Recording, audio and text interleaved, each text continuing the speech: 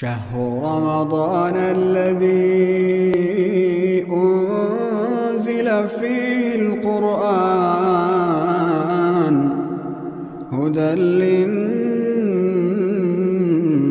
وبينات من الهدى والفرقان فمن شهد منكم الشهر فليصمه